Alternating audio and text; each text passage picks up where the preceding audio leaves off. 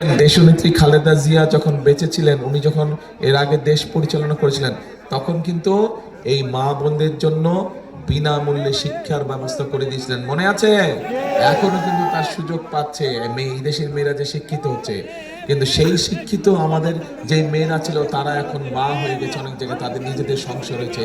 আমরা চাই সেই মহিলাদেরকে আমরা স্বাবলম্বী, অর্থনৈতিকভাবে স্বাবলম্বী করে গড়ে তোলার জন্য।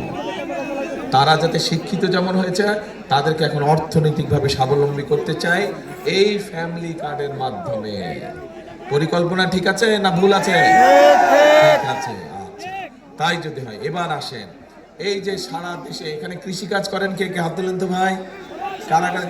সবাই তো কৃষি কাজ করে। এত কৃষক, তাহলে তো খুব ভালো।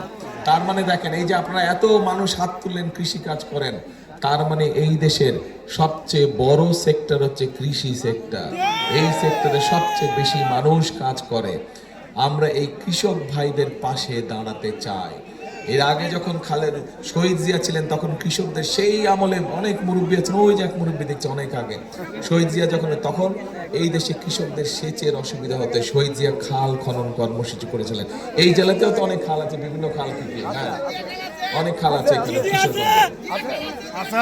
রাইট। তো এখন এই খালগুলো খনন করার ফলে তখন কৃষকদের পানির সুবিধা হয়েছিল। এরপরে যখন খালেদা জিয়া দায়িত্ব পেলেন দেশের, তখন আমরা কি দেখলাম, 5,000 টাকা পর্যন্ত কৃষি লোনকে মকুফ করা হচ্ছিল।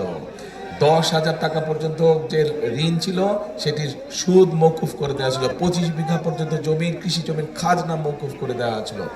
এইবার আবারও আমরা ধানের শীষ সরকার গঠন করলে, আগামী 12 তারিখে আপনারা ধানের শীষকে নির্বাচিত করলে আমরা আমাদের কৃষক ভাইদেরকে এটা দিতে চাই। এটা কি বলেন তো? কৃষক কার্ড, সবই জানেন আপনারা।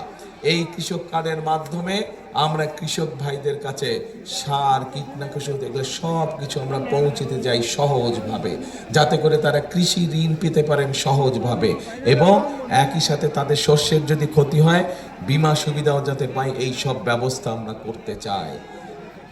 পরিকল্পনা ঠিক আছে? এই কাজটা দরকার করা। আচ্ছা ঠিক আছে, আসেন এবার।